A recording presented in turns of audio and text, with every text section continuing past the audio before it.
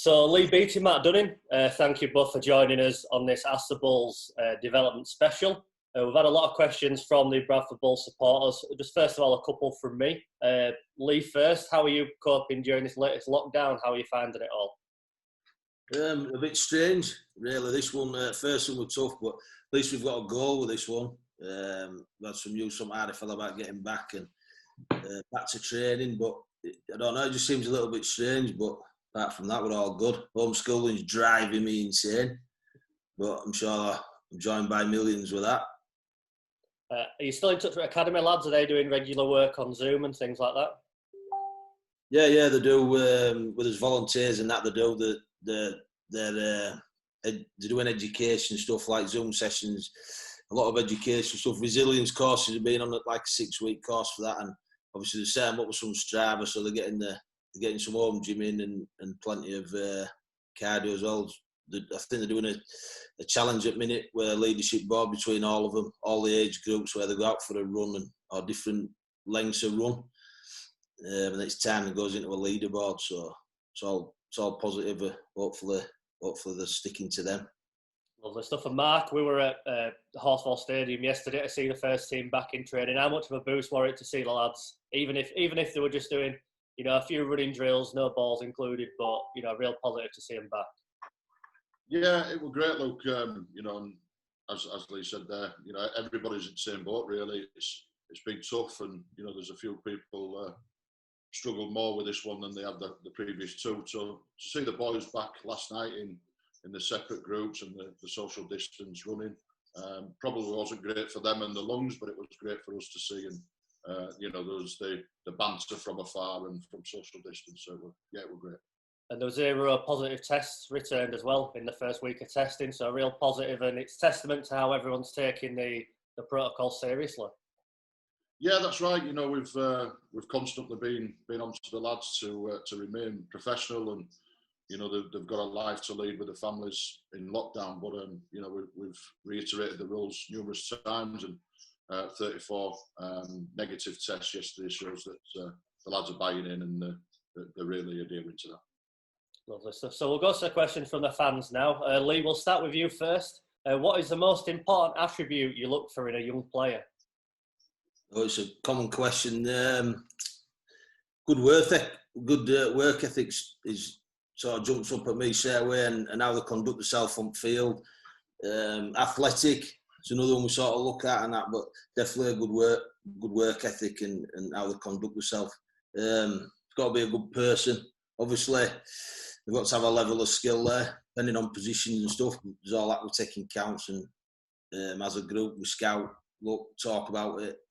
But they're sort of the main things we look for.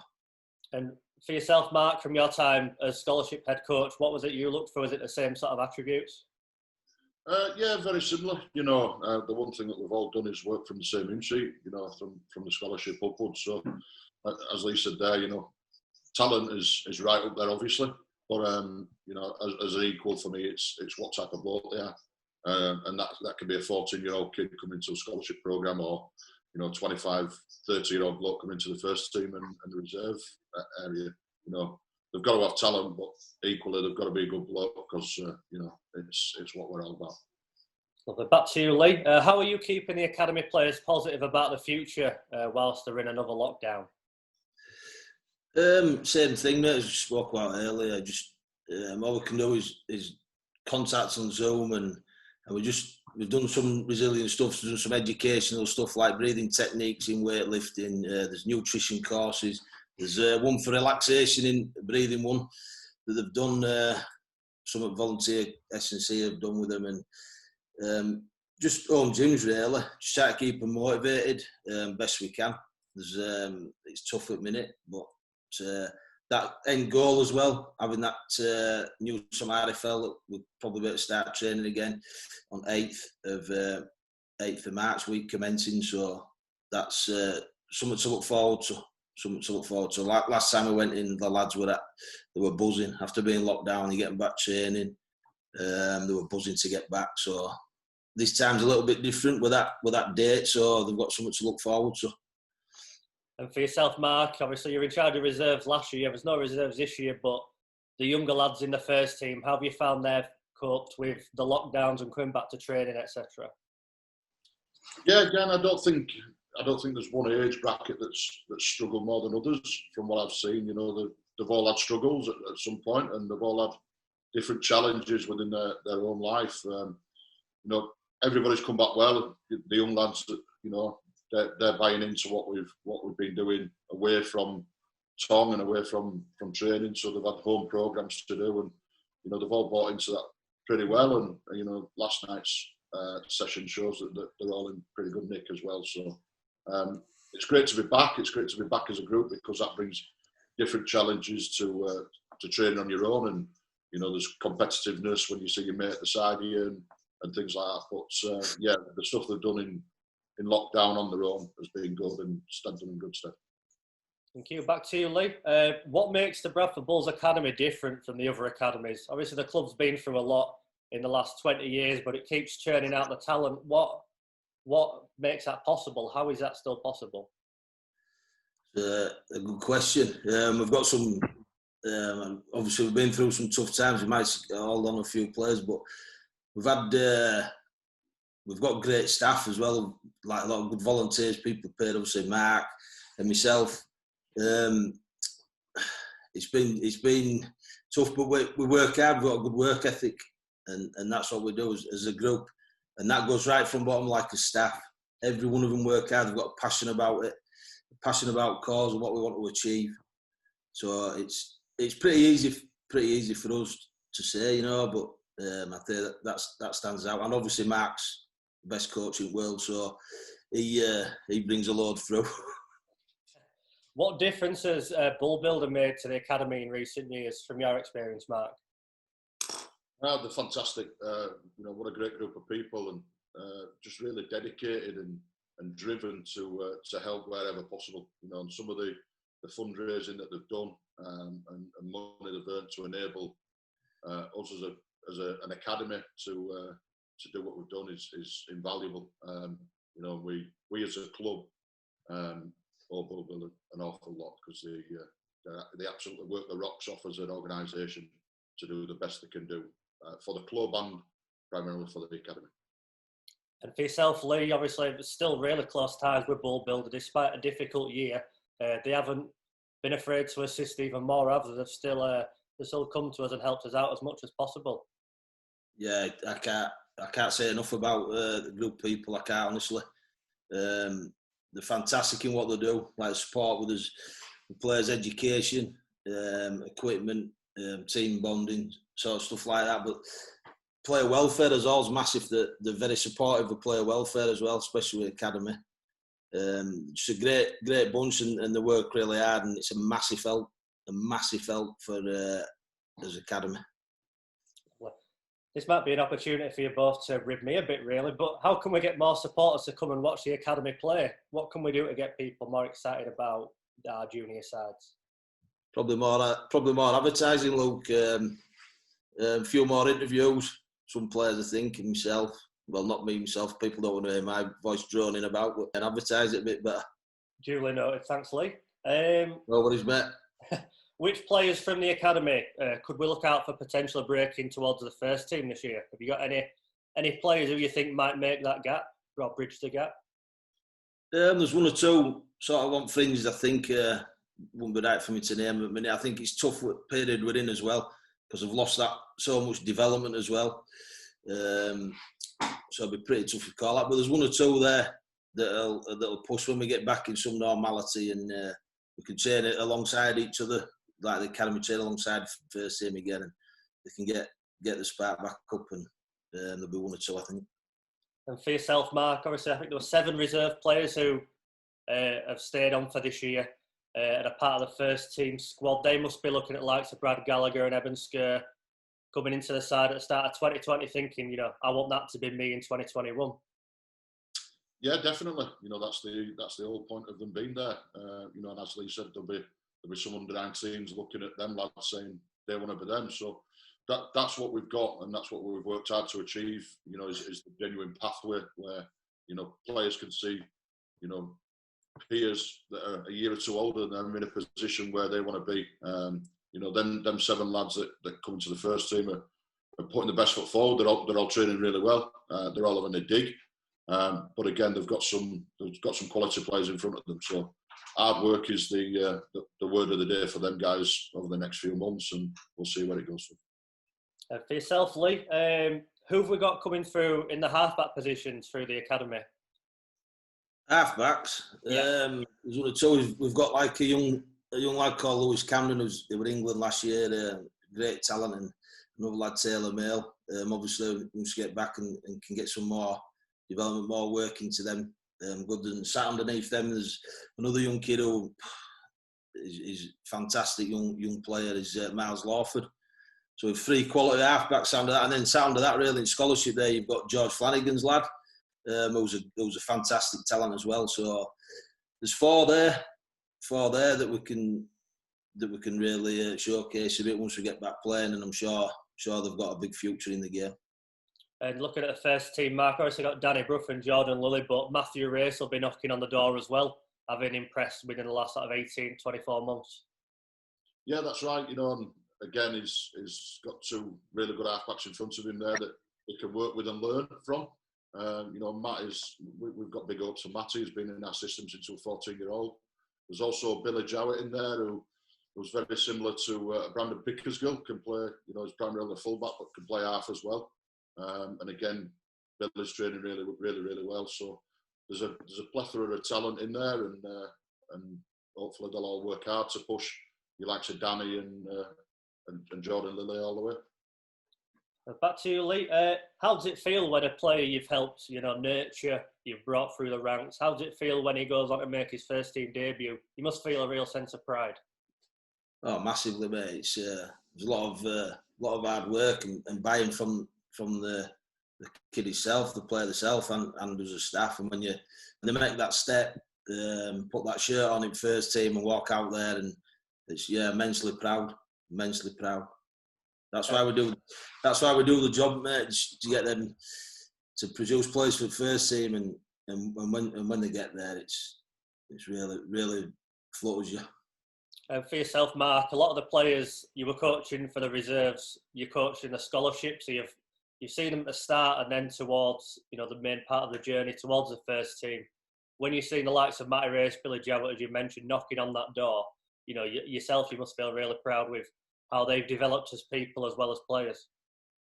Yeah, that's right. And, you know, again, you asked Lee a question earlier about how is Bradford different to other clubs. You know, I can't say what happens at other clubs, but that's something that we've worked really hard on, is continuity of staff and people within the organisation, and also players. You know, our aim is to get them from 14-year-old and all the way through to the first team if possible. So when we do that, it's great to see for the player. We get to know the families, you know, over the time that they're with us. So it's great to see for the families, and it's also great to see for us as well as a club. So a question to you both, is that the most rewarding part of the job? You know, when you see that player make that step into the first team? Yeah, without a doubt, mate. Without a doubt.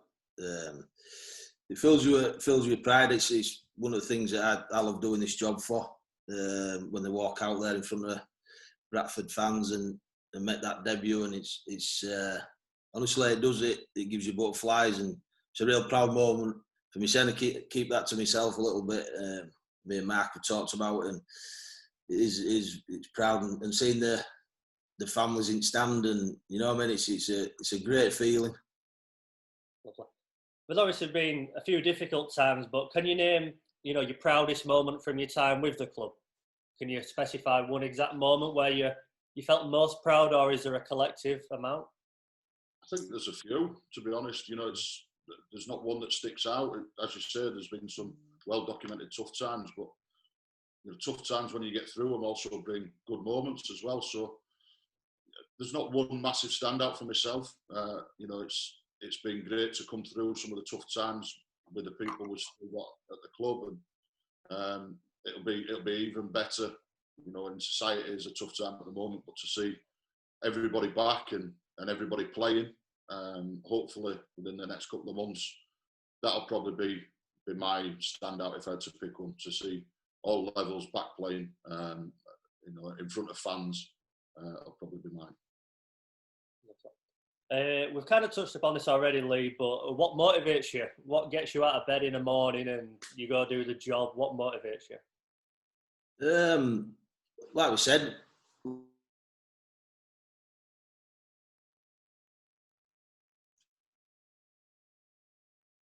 look, just there's a bit of banter there, that motivates me. But I like to challenge myself as well. So every day we get up and challenge myself and try and make myself better.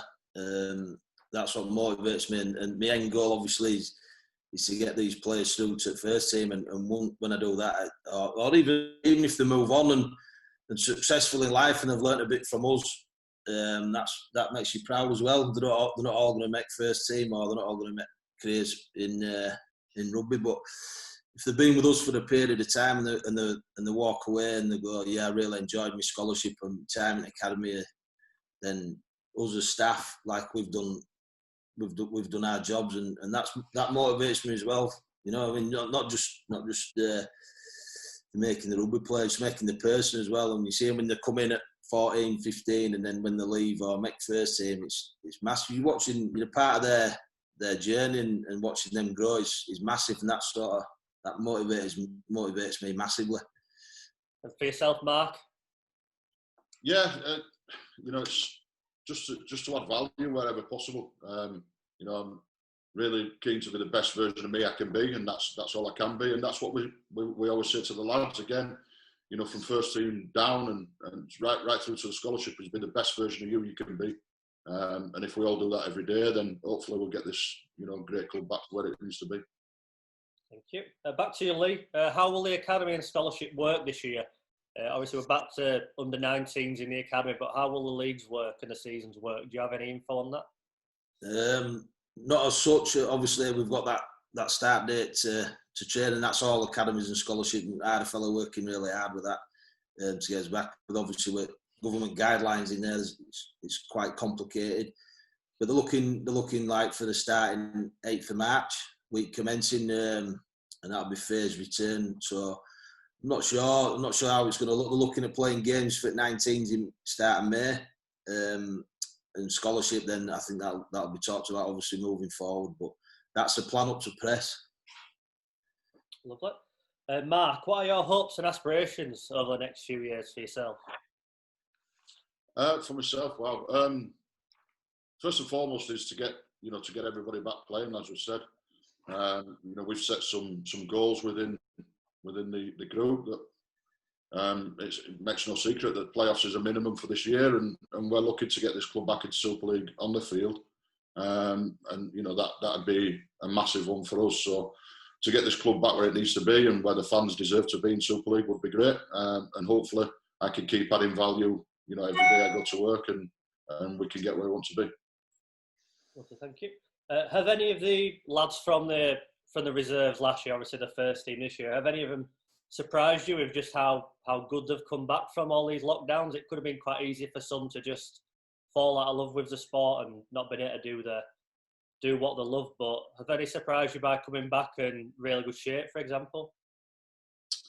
Not surprised, because we've kept in regular contact with the players, you know, via Zoom like we are today. It's the new norm, isn't it? But we have kept in regular contact over the phone and over Zoom with them, so we're not surprised at where they're at. But it is a massive credit to them and their mentality. Some of these lads have missed out on a year of their career, and whatever level they're at, whether it's the back end of the career or the start of the career, to take a year out of somebody's career is massive. So, you know, Super League did what they did, and as a game, I think we need to thank them for getting through what they did and, you know, and fulfilling the Sky contract. But we also need to look at the players below Super League level, you know, from Championship right down to Academy and the community game as well, and say some of these people have lost a year of their career, you know, so it's massive credit that they're still in the game. Back to yourself, Lee. When you first see a player, can you tell at the time if he's destined to go to the very top, or is that something that you can only see after years of hard work? Good question. Some you look at and you go and watch, you think, oh, they're a real talent. It doesn't always work out that way neither. You know what I mean? Some of them might fall on that journey, but some you can pretty much go, oh, yeah, especially if you work with them a year or so, and you can pretty much go, yeah, he's got some real potential to make it to the top. And and others have got different journeys. Where you look at Oliver Wilson and even Ethan Ryan, when he got released, got released, and then come back, and then his journey's different. And Elliot White's journey's different to John Bateman's journey. So they were destined for the top. Bateman and Burgess wanted at Bradford. Their pathway was straight like that, whereas others is a different journey. So it's a tough question, really. It's a tough question, but some you can, some you can. Obviously, when you work with them, some you can. Then when you've worked with them, and go, yeah, he's got a real shot. And then final question for you both. We'll start with you, Mark. What are your funniest memories of working with Leigh at Bradford? Again, yeah, we'll have to be careful. There's not a massive standout. It's what we've always done and always encouraged is there's a time to laugh and a time to work hard, and we've always mixed the two. So every day there's banter. You know yourself when you go to Tom. There's no hiding places, mate, and the banter's right on the button, and you know it's all light-hearted and all with humour at the forefront. So we have banter every single day. You know, and I do remember a bus drive from Hull down to West Wales a couple of years ago, which that was 8 hours of banter, which were pretty intense. And again, you know, go back to working with Jeff Tuvey when Jeff was here, and what a character, and the laughs was massive every single day there. You know, but yeah, not one major standout. It's just banter's part of what we do. We work hard, but we also laugh when we can as well. So we like to try and do that as much as possible. And for yourself, Leigh, is there any standout memory for yourself? No, pretty much same, mate. We've looked after each other. We have a laugh. Some banters. We used to do a roll the dice challenge. Players if they ever messed up or not, and we used to have one at things on that were like eating hot sauce, spoonful, and Mark used to love leading all these that sort of banter with lads. And this particular time, I think he put a little bit too much sauce on this teaspoon for one of the players who immediately run into changing rooms with his mouth on fire. But in the meantime, Mark had already forgot to wash his hands and rub his eyes, which were highly amusing in front of all players, and he was sat there crying, and everyone just in fits of laughter. But that sort of backfired a little bit on him. I thought that was quite funny. Well, gents, thank you both for your time. It's been really entertaining, informative. I'm sure the Bradford fans will love watching that back. So thanks to everyone who sent the questions in. Thanks to yourselves, Leigh and Mark, for joining us. And stay safe, and we'll hopefully see you soon. Thank you. Pleasure. Thanks. Cheers, mate.